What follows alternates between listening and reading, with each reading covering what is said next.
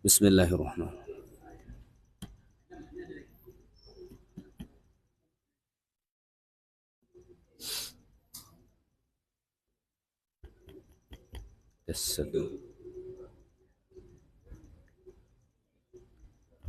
Oke. Baik, bismillahirrahmanirrahim. Assalamualaikum warahmatullahi wabarakatuh. Alhamdulillahi rabbil alamin wa bihi nasta'inu ala umuri dunya waddin wassalatu wassalamu ala habibina Muhammadin sayyidil anbiya'i wal mursalin wa ala alihi wa sahbihi ajma'in.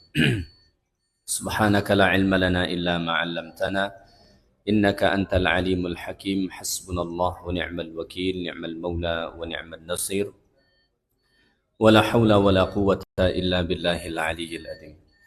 Bapak Ibu kaum muslimin dan muslimat jamaah salat maghrib yang dimuliakan Allah Subhanahu wa taala. Kita sambung kajian tafsir juz yang ke-29 pada malam ini. Masih di surah Al-Mulk, kita mulai dari ayat yang ke-12. Allah Subhanahu wa taala berfirman, A'udzu billahi minasy syaithanir rajim. Bismillahirrahmanirrahim.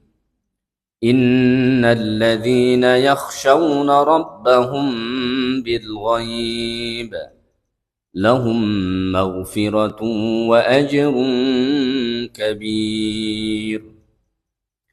Sesungguhnya orang-orang yang takut akan Tuhan mereka bil ghaib, secara ghaib. Dia takut kepada Allah dalam keadaan dia tidak bisa melihat Allah, dan dia takut kepada Allah dalam keadaan dia bersendiri, sedang tidak ada orang lain yang menyaksikan dia. Lahum maghfirah, maka bagi mereka ampunan, wa ajrun kabir, dan ganjaran pahala yang besar. Ayat 12 surah Al-Mulk ini didatangkan Allah selepas pada ayat-ayat sebelum ini Allah menjelaskan tentang neraka dan bagaimana siksa di sana, kemudian apa yang menyebabkan mereka masuk ke dalam api neraka. Maka setelah Allah menyebutkan itu semua, kemudian Allah Ta'ala sebutlah tentang orang-orang yang mendapat ampunan dan juga syurga dari Allah Subhanahu wa Ta'ala. Jadi seperti mana biasa saya sampaikan, beginilah rentak susunan Al-Quran. Ketika Al-Quran menyebut tentang neraka, biasanya setelahnya menyebut tentang syurga. Kalau sebelumnya menyebut tentang golongan yang celaka, maka setelahnya Allah akan menceritakan tentang golongan yang bahagia. Selalu dibuat Allah Ta'ala secara bergandengan begitu. Salah satu hikmahnya supaya tampak jelas bagi kita perbandingan antara ahli neraka dan ahli syurga, supaya tampak jelas bagi kita perbedaan amal perbuatan mereka, sehingga kita bisa memilih jalan mana mestinya yang harus kita ikutin, ya. Baik. Pada ayat ini kata Allah, innal ladzina yakhshawna rabbahum bil ghaib. Sesungguhnya orang-orang yang takut akan Rabb mereka, takut kepada Allah Ta'ala, padahal Allah Ta'ala tidak bisa mereka lihat. Takut terhadap azab Allah Ta'ala padahal tak pernah mereka melihat azab Allah. Takut kepada Allah Ta'ala bahkan dalam keadaan mereka sendiri. Dia sedang gaib dari orang lain. Kemudian rasa takut yang ada di dalam hati inilah yang mendorong dia untuk beribadah. Karena kalau di dalam hati kita ada rasa takut yang luar biasa kepada Allah, maka rasa takut itu mendorong kita untuk bersungguh-sungguh beribadah. Dalam masa yang sama, itu akan mencegah kita dari bermaksiat kepada Allah. Jadi salah satu senjata yang paling ampuh supaya kita tetap bersungguh-sungguh beribadah kepada Allah dan meninggalkan maksiat dalam keadaan orang tidak melihat kita pun, senjata yang paling ampuh untuk bisa melakukan itu adalah rasa takut kepada Allah. Karena ada orang, oleh karena tidak ada rasa takut kepada Allah dalam hatinya, Ketika dia sendiri, dia merasa bebas. Ibadahnya tidak karu-karuan. Mohon maaf saja, ada orang kalau sholat di rumahnya cuma pakai singlet saja dia. Pakai kain sarung, pakai singlet begitu. Kenapa? Ya, karena dia sholat di rumah, tidak disaksikan orang. Tapi kalau dia ke masjid, tidak berani begitu. Ada orang saat dia bersendiri merasa bebas dia melakukan maksiat. Ya, kenapa? Ya, karena dia merasa tidak ada orang yang menyaksikan dia. Maka senjata yang paling ampuh supaya kita tetap beribadah kepada Allah, taat kepada Allah walaupun kita sedang bersendiri dan juga bersungguh-sungguh meninggalkan maksiat walaupun kita sendiri, itu adalah rasa takut kepada Allah tadi. Sekarang yang menjadi pertanyaan, bagaimana menumbuhkan rasa takut itu kepada Allah? Pada ayat ini Allah menggunakan kata khosyah. Yakhshawna sama akar kata dia dengan khosyah. Ini menarik, kata para ulama, makna takut dengan kata khosyah itu tadi, itu berarti rasa takut yang muncul atas dasar pengetahuan. Karena kan begini, ada orang takut walaupun dia tidak tahu begitu. Misalnya pada waktu malam, tiba-tiba terdengar bagi dia suara. Tidak tahu dia sebetulnya itu suara apa gitu. Tapi itu udah takut aja dia. Bisa saja itu suara musang begitu, ya kan? Tapi udah ketakutan dia, padahal dia belum tahu. Itu tidak dikatakan khosyah. Jadi khosyah itu adalah rasa takut yang muncul setelah kita mengenalinya secara mendalam. Maka cara supaya ada rasa takut dalam hati kita kepada Allah, hatta dalam keadaan kita bersendiri tadi, kenalilah Allah Ta'ala secara mendalam. Kalau kita tidak benar-benar kenal dengan Allah, maka rasa takut kepada Allah tadi tidak bakalan muncul. Makanya Allah mengatakan dalam Al-Quran, innama yakhshallaha min ibadihil ulama. Yang benar-benar takut kepada Allah itu kalangan ulama. Ulama itu jamak dari alim, orang yang berpengetahuan. Jadi yang benar-benar takut kepada Allah itu hanya orang yang kenal dengan Allah. Sedangkan orang yang tidak kenal dengan Allah, walaupun dia misalnya mengatakan saya takut kepada Allah, itu bisa kita bilang rasa takut bentuknya palsu, fake gitu. Kenapa? Dia nggak kenal dengan Allah Ta'ala. Ya, tapi kalau dia benar-benar kenal dengan Allah, melalui sifat-sifat Allah, nama-nama Allah, ya, dan berbagai macam ayat Allah di mana Allah mengenalkan dirinya, penjelasan Nabi SAW tentang Allah Ta'ala, maka insya Allah akan muncul rasa takut. Maka kita perlu untuk senantiasa mengkaji tauhid, mengenal Allah Ta'ala. Cuma ada, mungkin kita pernah mendengar orang bilang begitu, kamu hati-hati belajar tauhid itu, nanti bisa gila kamu.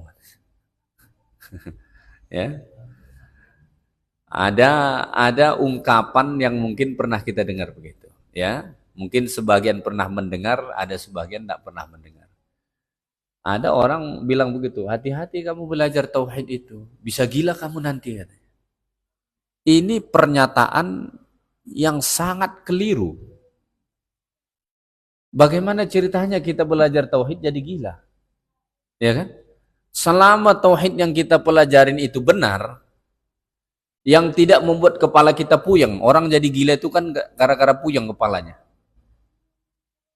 Kenapa orang jadi puyeng kepalanya? Dia mau belajar mengenal Allah, pendekatan filsafat. Puyeng kepalanya.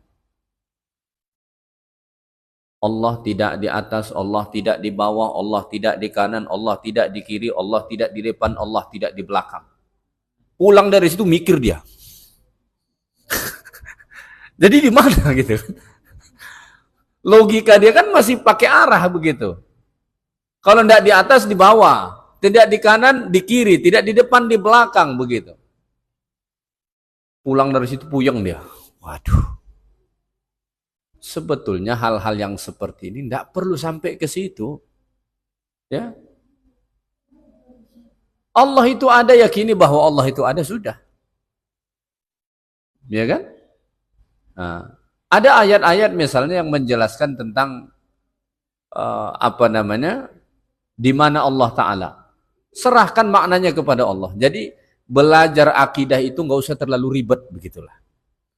Yang kita terlalu ribet, jelimet, masuk pendekatan filsafat biasanya itu yang buat puyeng. Jadi seolah-olah mengenal Allah itu sangat rumit, sangat sulit. Salah-salah pengertian bisa gila gitu. Nah, ini kacau. Padahal kita mengenal Allah itu mudah saja. Ada misalnya ayat yang kita, aduh susah saya memahami ayat ini. Misalnya, Ar-Rahmanu 'alal arsyistawa. Allah beristiwa di atas arsy. Ini menjadi polemik perdebatan orang. Ada sebagian mensabitkan Allah di atas arsy, ada sebagian mentakwilkan ayat itu kepada makna yang lain. Kalau saya, simpel saja. Tidak mau saya pening-pening soal itu. Saya tahu kelompok ini mengatakan begini, kelompok ini mengatakan begini.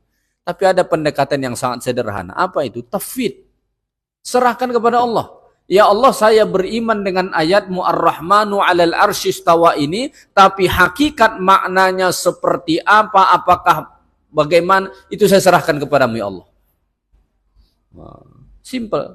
Jadi kalau begitu cara kita belajar mengenal Allah, insya Allah nggak bakalan gila gitu. Tapi kalau kita belajar mengenal Allah, pendekatannya mohon maaf misalnya pendekatan filsafat, kita orang awam ya bisa puyeng memang.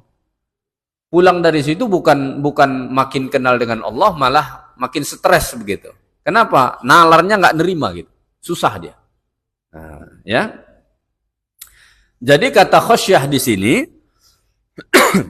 ini menunjukkan bahwa untuk menumbuhkan rasa takut kepada Allah Ta'ala tadi, harus mengenal Allah.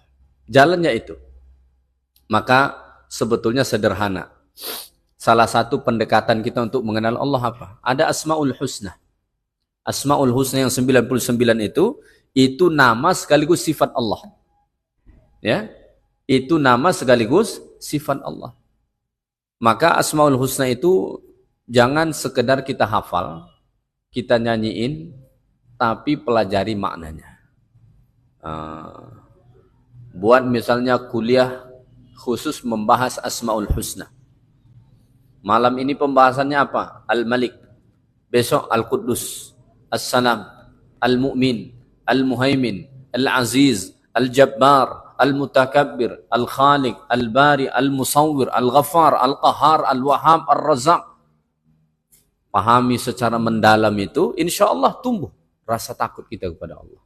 Nah, rasa takut inilah kemudian yang mendorong kita benar-benar beribadah dan meninggalkan maksiat, walaupun kondisi kita bersendiri.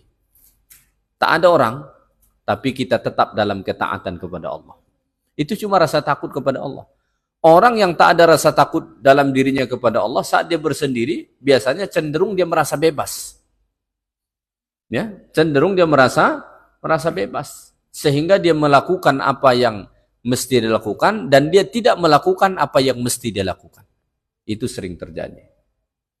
Makanya pada ayat ini kata Allah, kalau seseorang itu mempunyai rasa takut kepada Allah Ta'ala, padahal dia tidak melihat Allah, tidak nampak azab Allah, dan mungkin dia juga dalam keadaan bersendiri, tidak sedang di hadapan manusia, maka dia mendapat ampunan Allah. Lahum maghfirah. Dia akan memperoleh ampunan Allah. Ini menjadi salah satu dalil juga bagi kita bahwasanya untuk mencapai ampunan Allah itu jalannya sangat banyak. Bukan cuma beristighfar. Istighfar itu salah satu cara. Tapi jalan mendapatkan ampunan Allah itu juga termasuk dengan merasa takut, senantiasa merasa takut kepada Allah. Maka orang yang senantiasa dalam hatinya ada rasa takut kepada Allah, kemudian mendorong dia untuk beribadah kepada Allah dan meninggalkan maksiat, maka salah satu hadiah terindah dari Allah, Allah ampunkan dosa dia. Maka wasilah untuk mendapatkan ampunan Allah Subhanahu wa Ta'ala itu sangat banyak. Ya. Sangat banyak wasilah untuk mendapatkan ampunan Allah Subhanahu wa Ta'ala. Salah satunya dengan menanamkan rasa takut kepada Allah Ta'ala. Wa ajrun kabir, dan mereka mendapatkan ganjaran yang sangat besar. Wa huwa ma'adda lahum fil jannah, yaitulah apa yang Allah janjikan bagi mereka di dalam surga, minan na'imil muqim, dari kenikmatan-kenikmatan yang ada di sana, kerajaan yang begitu besar, ya, kelezatan-kelezatan, ya, dan berbagai macam kenikmatan-kenikmatan yang ada di dalam surga Allah. Jadi ayat 12 ini menjelaskan kepada kita keutamaan merasa takut kepada Allah Ta'ala dalam keadaan ghaib, dalam keadaan dia tidak nampak Allah, tidak nampak azab Allah, dan mungkin dia juga saat bersendiri ada rasa takut dalam hatinya kepada Allah, maka hadiah Allah beri kepada dia ampunan dan juga nanti mendapat surga Allah Subhanahu wa Ta'ala. Baik, kita lanjutkan ayat yang ke-13. Wa asirru qawlakum aw ijharu bih innahu alimun bidzatis sudur. Dan rahasiakanlah atau kamu jaharkan ucapan kamu, sesungguhnya dia Allah Maha mengetahui segala yang tersimpan di dalam dada. Ayat ini ikhbarum minallah bisi'ati ilmi. Ayat ini satu pengkhabaran dari Allah tentang betapa luasnya ilmu Allah itu. Luasnya ilmu Allah Ta'ala itu bagaimana sampai Allah mengatakan kamu sirkan atau kamu jaharkan ucapan kamu itu sama saja bagi Allah. Ya. Sir itu artinya kita rahasiakan. Makanya kita ada mengenal salat jahar dan salat sir. Maghrib, isya, subuh itu jahar. Zuhur, asar itu sir. Nah, tapi ada orang yang ada orang yang 24 jam sir aja semua salat dia. Kenapa? Salat di rumah dia. Tak datang dia sholat berjamaah. Jadi 24 jam sir aja sholat dia. Kita sirnya di zuhur sama asar saja. Dia maghrib pun sir, isya pun sir, subuh pun sir. Kenapa? Dia di rumah. Rumah aja disambil pakai singlet, pakai kain pelikat. Nah, sholatnya dia. Nah, ya. Jadi kata Allah Ta'ala, wa asirru qawlakum. Kamu sirkanlah, kamu rahasiakanlah, kamu sembunyikanlah. Awijharu biha, atau kamu jaharkan, kamu lantangkan, kamu nampakkan. Kulluha sawa'un ladaihi, itu semua sama saja bagi Allah. Tidak ada beda. Kalau kita beda. Kalau orang bisik-bisik tidak tahu kita apa yang dia sebut. Ya kan? Kalau dia ngomong kedengaran baru bisa kita tahu. Makanya dalam Islam itu Nabi melarang berbisik-bisik kalau lagi ada orang. Kalau kata Nabi, kalau kamu duduk 3 orang, jangan berbisik-bisik 2 orang. Tidak boleh. Ini duduk bertiga nih sama temannya, tapi bisik-bisik terus berdua begini. Yang satu tidak diikutkan, tidak boleh. Karena orang bisa suudzon, orang bisa buruk sangka. Oh, jangan-jangan mereka membisikkan saya nih, katanya kan. Allah Ta'ala sama saja. Mau kita sembunyikan, kita sirkan, kita rahasiakan, sama. Atau kita jaharkan, sama. Tidak ada beda bagi Allah. Nah. Innahu alimun bidzatis sudur. Sesungguhnya dia Allah itu maha mengetahui semua yang tersimpan di dalam dada. Ya, kita simpan di dalam dada kita pun semua Allah tahu. Ini rahasia saya simpan di dalam lubuk hati saya yang paling dalam. Udahlah di lubuk hati paling dalam lagi. Allah tahu. Tidak ada satu tempat kita bisa menyembunyikan rahasia dari Allah. Tidak ada. Innahu alimun bidzatis sudur. Semua Allah tahu apa yang ada di dalam dada kita. Apa saja yang ada di dalam dada kita itu minan niat. Ada berbagai macam niat. Makanya hati-hati dengan niat. Ya. Jangan sampai menyimpan niat-niat yang buruk, niat-niat yang rusak. Itu Allah Ta'ala tahu. Ya. Makanya amal zahir bisa jadi tidak bernilai karena rusaknya amal batin. Amal batin itu seperti niat. Sebagus apapun amal zahir dilakukan, kalau misalnya amal batinnya tidak benar, itu nggak akan diterima di sisi Allah. Sederhana saja, ada orang misalnya berwakaf. Berapa dia sekali wakaf? 100 juta. Banyak itu duit. Dia wakaf 100 juta dikasih. Tapi niat di dalam hatinya rusak. Tidak diterima Allah. Ya, kenapa? Karena yang menjadi pusat utama perhatian Allah itu hati. Innallaha la yanzuru ila suwarikum walakinallaha yanzuru ila qulubikum. Allah tidak memandang kepada bentuk rupa zahir kamu, tapi yang Allah Ta'ala pandang adalah hati kamu. Kalau kita sebagai makhluk, sebagai manusia, itu Nabi mengajarkan kepada kita supaya nilailah orang berdasarkan zahirnya. Itu kalau kita. Maka kita tidak boleh menilai isi hati orang. Saya rasa ini orang tidak ikhlas ini. Tidak boleh. Misalnya ada orang berinfak. Setelah berinfak namanya ditulis besar-besar. Lalu dia bilang, ini orang tidak ikhlas ini. Masa habis infak namanya ditulis? Tidak bisa. Karena soal niat tadi ikhlas atau tidak itu di dalam hatinya. Dan kita tidak akan pernah bisa menjangkau isi hati orang. Maka tidak boleh menghukum isi hati orang itu tidak boleh. Pernah kejadian dulu pada zaman Nabi SAW. Nabi pernah mengutus sahabat-sahabat untuk pergi mengepung tempat kaum musyrikin. Tiba di sana, maka beberapa orang sahabat itu coba menguasai kawasan tempat sumber air mereka. Ketika ada 2 orang sahabat di situ, tiba-tiba datanglah seorang musyrik, terserempak langsung. Orang musyrik ini langsung mengucap 2 kalimat syahadat, asyhadu an la ilaha illallah wa asyhadu anna muhammadar rasulullah. 2 orang sahabat tadi berselisih. Satu mengatakan, saya tidak mau membunuh dia lagi. Kenapa? Sudah mengucap 2 kalimat syahadat. Karena dalam hadis dikatakan, umirtu an uqatilan nasa hatta yashhadu an la ilaha illallah wa anna muhammadar rasulullah. Aku diperintahkan memerangi manusia sehingga mereka mengucap 2 kalimat syahadat. Kalau sudah mengucap 2 kalimat syahadat, tidak boleh ditumpahkan darahnya. Maka salah seorang sahabat tadi bilang, saya tidak mau lagi membunuh dia. Kenapa? Sudah mengucap 2 kalimat syahadat. Ada satu lagi sahabat, dia bilang, saya tetap akan membunuh dia. Kenapa?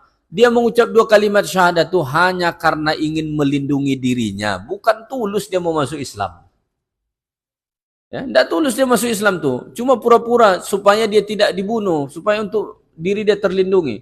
Singkat cerita dia lemparkan tombak, dia mati itu orang. Cerita ini dibawa sampai ke Madinah, diadukan ke Nabi. Diberitahu ke Nabi. Lalu Nabi panggil sahabat ini. Benar engkau membunuh orang yang sudah mengucap 2 kalimat syahadat? Sahabat tadi menjawab, benar wahai Rasulullah. Tapi katanya, saya membunuh dia karena sebenarnya wahai Rasulullah, dia mengucap 2 kalimat syahadat itu bukan karena benar-benar mau masuk Islam. Dia mengucap 2 kalimat syahadat itu hanya karena ingin melindungi dirinya supaya kami tidak membunuh dia. Apa jawaban Nabi kepada sahabat tadi? Apakah kamu sudah membelah dadanya dan kamu menemukan itu alasan dia? Sahabat itu pun terdiam. Maka berdasarkan riwayat itu, keluarlah satu kaedah, al-hukmu bil-zawahir. Hukumilah orang berdasarkan zahirnya. Nilailah orang berdasarkan zahirnya. Kalau zahirnya baik, udah baik. Tentang urusan hati dia serahkan kepada Allah. Kalau Allah fokus penilaiannya pula kepada hati. Maka sebaik apapun zahirnya, kalau batinnya bermasalah, tidak ada nilainya. Ya. Jadi innahu alimun bidzatis sudur. Allah Ta'ala maha mengetahui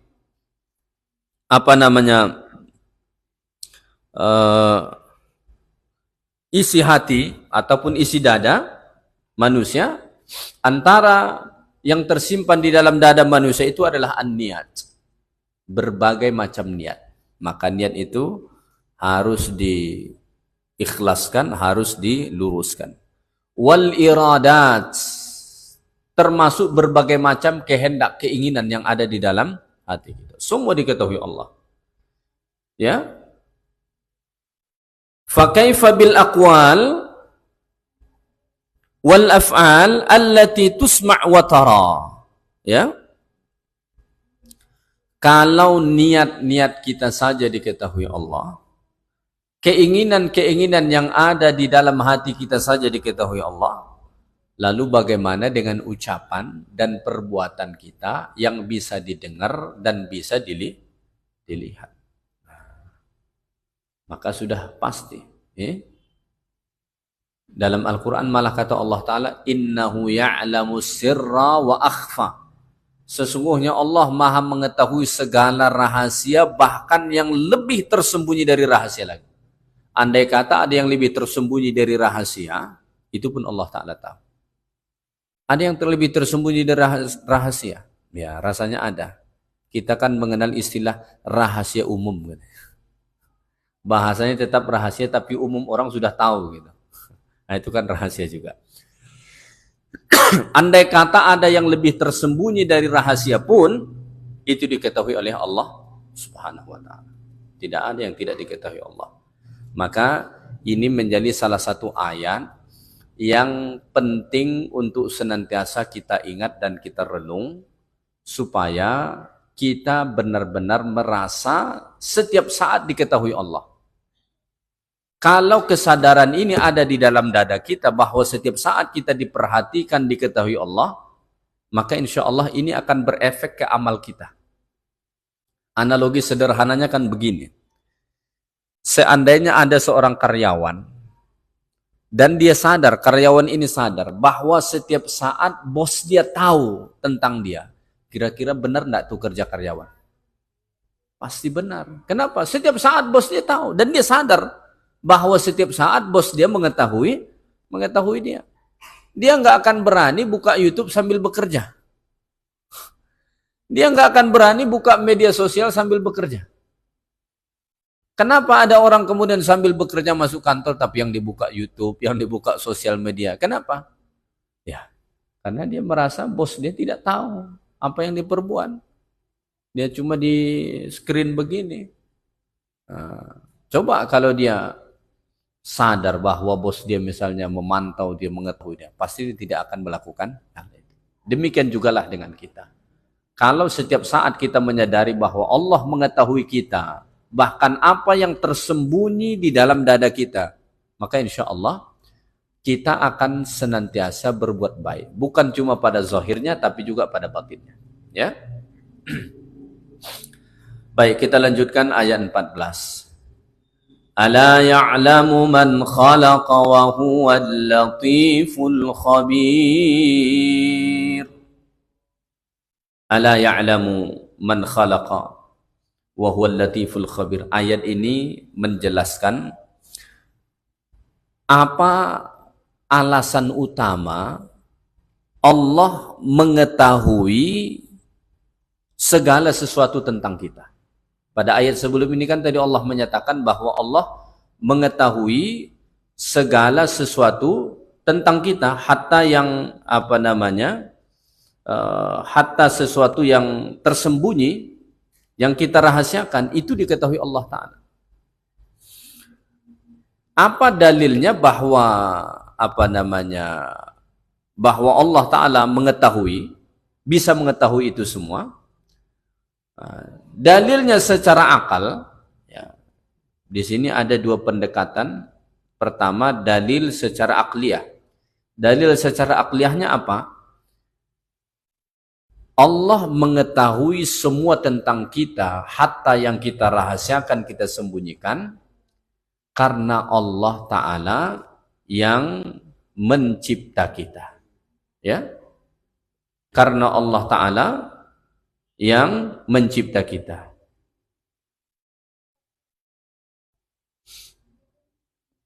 Jadi tidak patut Allah Ta'ala yang mencipta kita tidak mengetahui tentang kita. Allah Ta'ala yang mencipta kita mulai dari benih air mani, sampailah terbentuk jadi manusia seperti sekarang. Ini semua yang berperan sepenuhnya Allah. Allah Ta'ala yang mengubah kita dari setetes air mani sampai berbentuk manusia begitu. Allah Ta'ala yang mencipta kita dari rambut yang hitam sampai sekarang putih bagi yang sudah ubanan. Allah Ta'ala yang mencipta kita dari kulit masih kencang sampai keriputan. Maka sungguh tidak masuk akal kalau Allah tidak mengetahui tentang kita.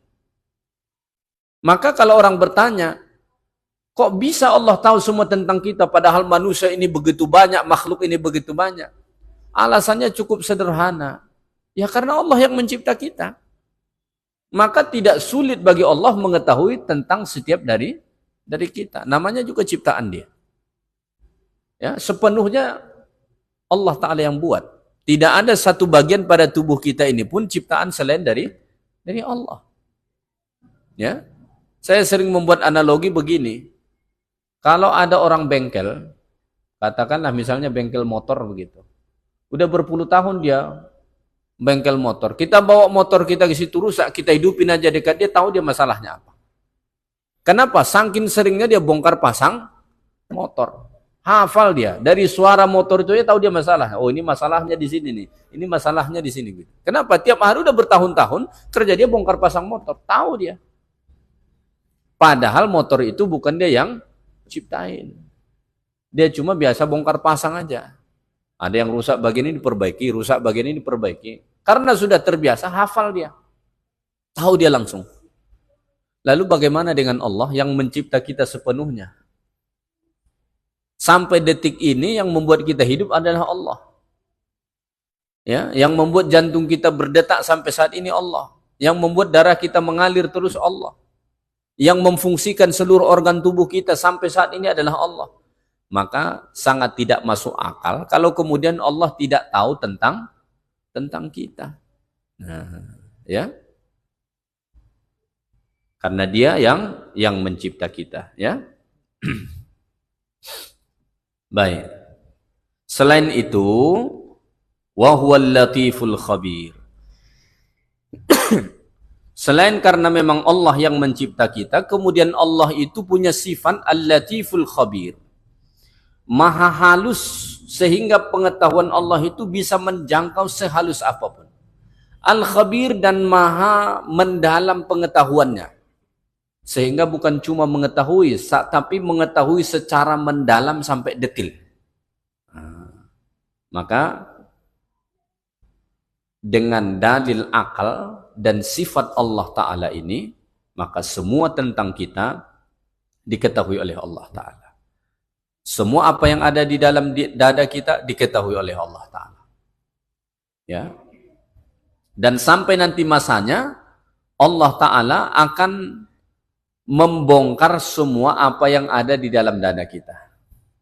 Kalau sekarang ini kan, orang tidak tahu apa isi hati kita. Bahkan orang yang paling dekat sekalipun dengan kita, belum tentu dia tahu sepenuhnya apa isi hati kita. Ada sepasang suami istri, dia bilang begini, saya sudah tahu luar dalam pasangan saya ini, karena saya sudah hidup berpuluh tahun dengan dia. Apa iya sepenuhnya sudah tahu luar dalam? Belum tentu. Mungkin kebiasaan hariannya dia sudah hafal. Seleranya apa, kesukaannya apa, ya, kerja apa yang disukainya. Mungkin dia tahu. Tapi apakah dia tahu sepenuhnya isi hatinya? Belum tentu. Bisa saja suaminya tertekan, terus bininya tak tahu. Atau sebaliknya, bininya tertekan terus, suaminya tak tahu. Ya, bisa saja. Nah, jadi, kita tidak akan pernah bisa mengetahui isi hati manusia sepenuhnya. Ya. Baik, kita lanjutkan ayat 15. وَالَّذِي جَعَلَ لَكُمُ الْأَرْضَ ذَلُولًا فَامْشُوا فِي مَنَاكِبِهَا وَكُلُوا مِنْ رِزْقِهِ وَإِلَيْهِ النُّشُورُ. Dialah yang menjadikan bagi kamu bumi ini mudah, maka berjalanlah kamu di seluruh sisi rantaunya, di seluruh penjurunya, dan makanlah sebahagian dari rezekinya, dan kepadanya lah kamu akan dihimpunkan. Ayat-ayat sebelum ini tadi itu bercerita tentang luasnya ilmu Allah Ta'ala. Ayat 15 ini pula Allah bercerita tentang salah satu nikmat Allah Ta'ala yang besar kepada kita. Tapi nikmat ini jarang kita sadarin ini. Karena ada banyak nikmat Allah yang begitu bernilai, cuma kita jarang sadar bahwa itu nikmat. Ya, kita seringkali mengenang nikmat itu kalau nikmat yang Allah beri itu misalnya dalam bentuk harta benda, ya, dalam bentuk penghasilan. Nah, itu sering kita ingat. Tapi banyak nikmat yang lebih besar dari itu, cuma kita tidak menyadari. Salah satunya apa? Bumi ini. Huwallazi ja'ala lakumul arda dzalula. Allah Ta'ala menjadikan bumi ini bagi kamu mudah. Allah Ta'ala mendesain bumi ini mudah bagi kita. Maka dari sekian planet yang Allah Ta'ala cipta, yang bisa ditinggali manusia cuma bumi. Kalau misalnya kita dibuang ke planet lain begitu. Misalnya dibuang ke planet Jupiter begitu. Nggak hidup kita di sana. Dibuang ke planet Mars gitu. Nggak hidup kita di sana. Satu-satunya tempat yang memang Allah Ta'ala desain untuk kita bisa hidup dan memang dimudahkan Allah, bumi ini. Apa bentuk kemudahan yang Allah Ta'ala buat di bumi ini? Allah Ta'ala jadikan bumi ini firasha seperti hamparan sehingga kita mudah bergerak dari satu tempat ke tempat yang lain. Kita jangan berpikir, oh sekarang kan karena sudah ada mobil, ada pesawat. Coba kita bayangin sebelum ada semua mesin itu. Sebelum ditemukan teknologi seperti sekarang. Orang sudah musafir, orang sudah berjalan.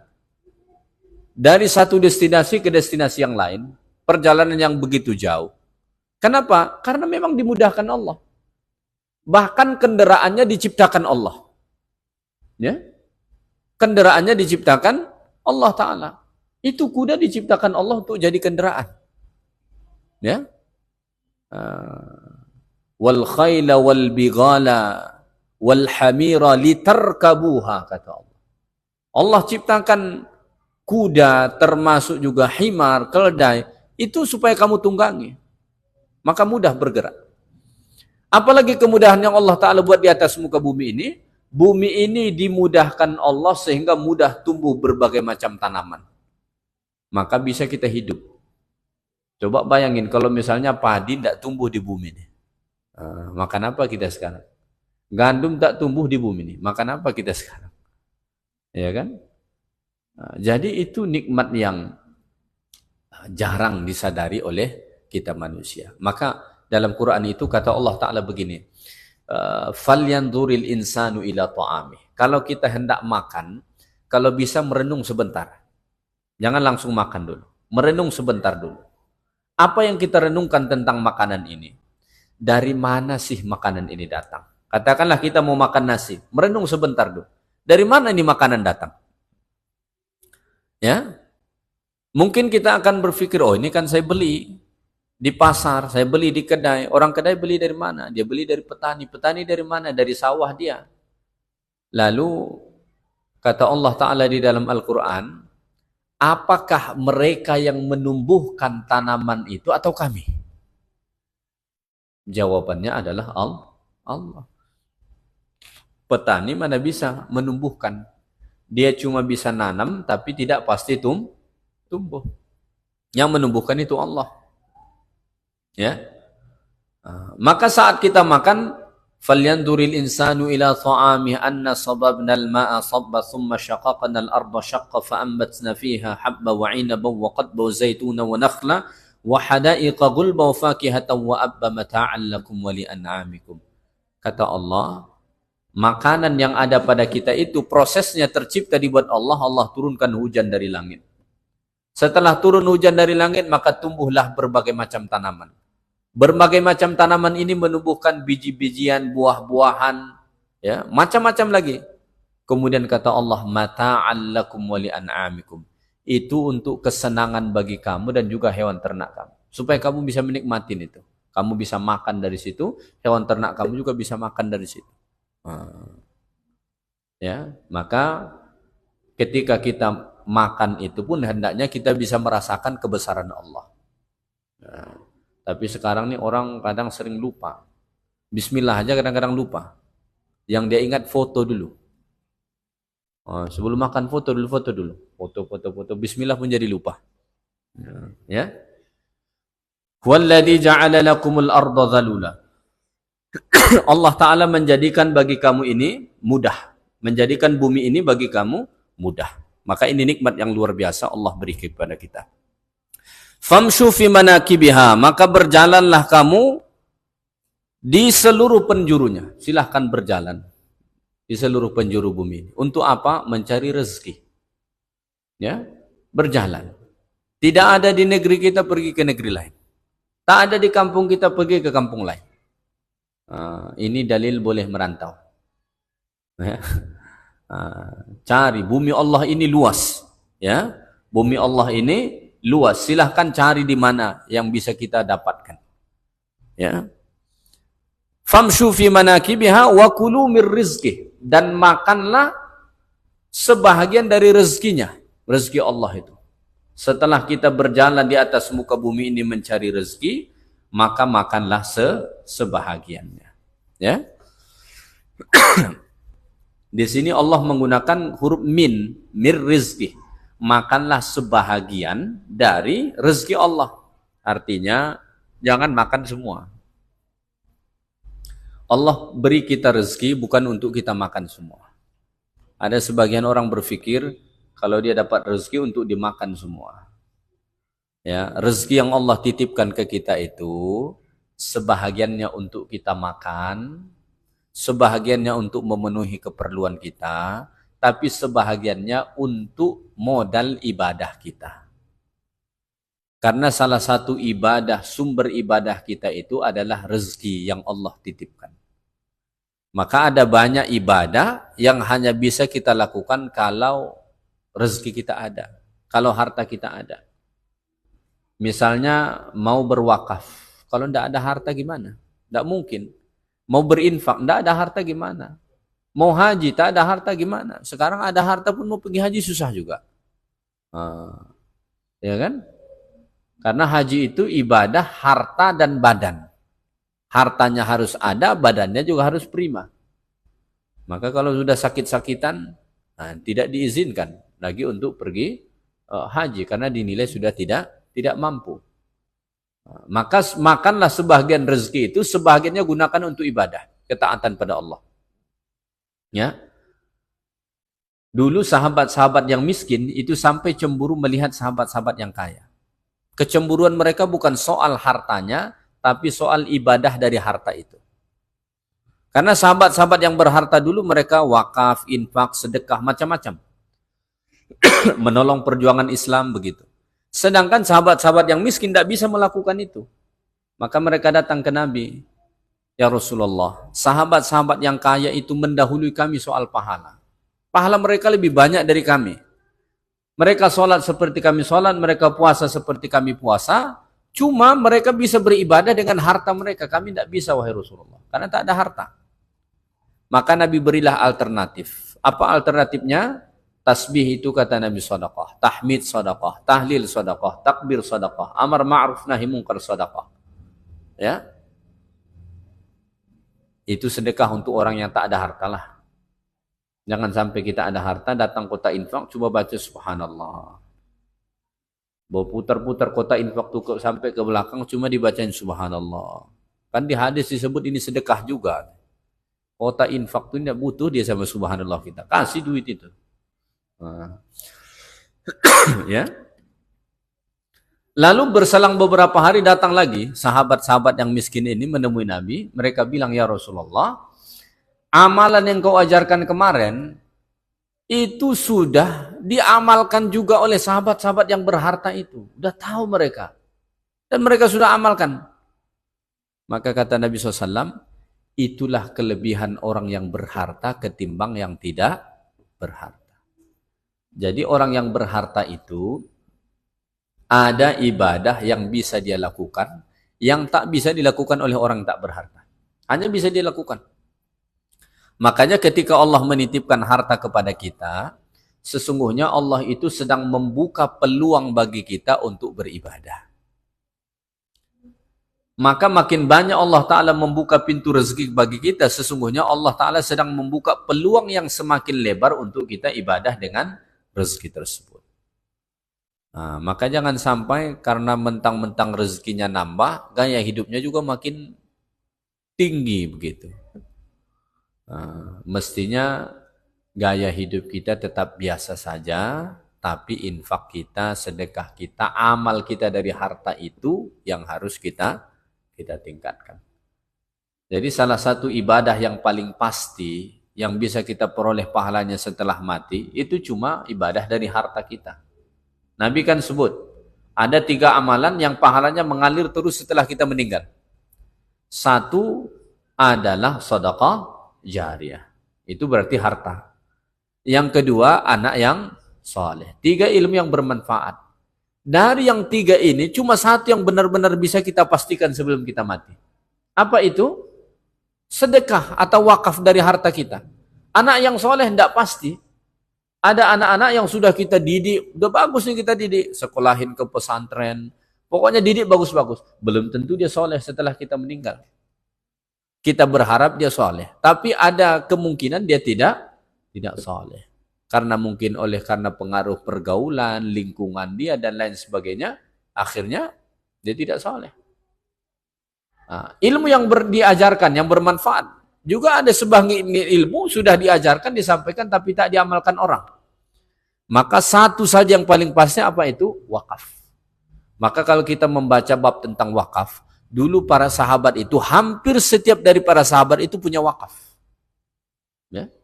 Hampir setiap dari para sahabat itu dulu punya wakaf.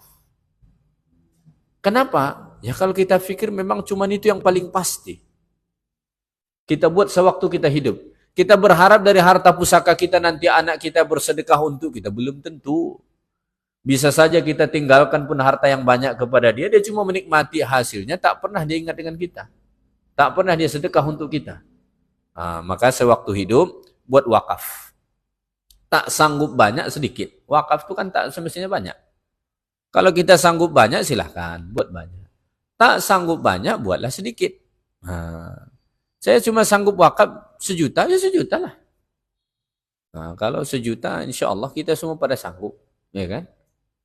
Nah, tak sanggup 1 juta, buat 5 juta. Nah, jangan turun ke bawah lagi. Ini wakaf dia berapa? 100.000.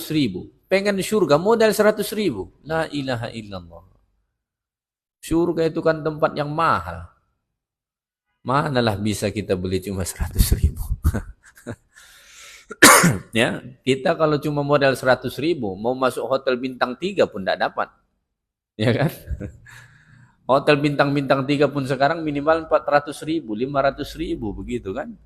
Nggak dapat. Apalagi mau masuk surga begitu. Maksudnya, ya kalau benar-benar kita mau sebetulnya ada niat kita untuk ibadah misalnya wakaf. Jangankan 1 juta, 5 juta, bahkan 10 juta pun saya pikir di sepanjang hidup kita ini sebetulnya kita bisa. Kalau memang benar-benar diniatin. Ya kan? Nah, cuma problemnya kenapa tak jadi-jadi? Ya nggak pernah diniatin. Kalau ada harta, langsung niatnya apa? Kalau perempuan mungkin beli perhiasan begitu. Kalau yang laki-laki mungkin belinya yang lain lagi, belinya otomotif, belinya ini, belinya itu gitu. Sebetulnya kalau kita misalnya targetkan, niatin, ya kalau mungkin 10 juta bahkan lebih dari itu pun, itu bisa kita membuat wakaf kita. Tapi dengan catatan benar-benar diniatin dan ditargetin. Insya Allah bisa, nggak mungkin nggak bisa rasanya. Ya, baik. Wa kulu mir rizki. Dan makanlah sebagian dari rezeki Allah yang telah diperoleh tadi setelah berjalan di seluruh penjuru bumi ini untuk mendapatkan rezeki, maka makanlah dari situ. Ayat ini menjadi dalil juga bahwa wajib bekerja. Wajib untuk bekerja, wajib untuk berusaha. Walaupun rezeki itu sudah dijamin, tapi tetap wajib untuk berusaha. Ya. Jangan ngongkang-ngongkang aja di rumah nyantai aja. Kalau udah rezekiku tak kemana. Betul lah rezeki kita tak akan kemana. Tapi Allah itu menuntut kita. Allah yang menjamin rezeki kita. Allah juga menuntut kita untuk berusaha. berusaha semampu yang kita bisa. Maka yang Allah Ta'ala sebut bahasa pada ayat ini pun famshu. Famshu itu berjalan kaki. Maka nyari rezeki itu nggak usah juga terlalu berlebihan. Ada orang bilang, saya cari rezeki ini banting tulang. Ngapain tulang sampai dibanting-banting? Maksudnya mencari rezeki itu juga nggak usah sampai berlebihan. Tiba waktu sholat, tiba waktunya ibadah. Waktu luang dari itu berusahalah bekerja apa yang bisa dibuat. Kalau usahanya saya pengen buka kedai, silahkan buka kedai. Ada yang mungkin kerjanya di kantor, ya silahkan masuk ke kantor lagi. Ada yang berkebun, silahkan berkebun lagi. Tapi yang paling fleksibel itu kan kita mau ibadah itu kerja kita sendiri. Orang buka kedai misalnya. Ya kita yang ngatur. Atau yang paling santai lagi orang yang punya kebun. Ya kan? Nggak ada pelanggan dia datang ke situ. Suka-suka dia aja. Bisa. Ya. Wa ilaihin nusyur, dan kepadanya lah kita semua akan dihimpunkan. Sejauh manapun kita berjalan di atas muka bumi ini, pada akhirnya kita akan dihimpunkan semua kepada Allah dan akan dihisab segala sesuatu apa yang kita perbuat. Baik, itu saja kajian kita pada malam ini. Insyaallah kita sambung ayat-ayat berikutnya pada kuliah akan datang. Subhanakallahumma bihamdik, asyhadu an la ilaha illa anta astaghfiruka wa atubu ilaik. Assalamualaikum warahmatullahi wabarakatuh.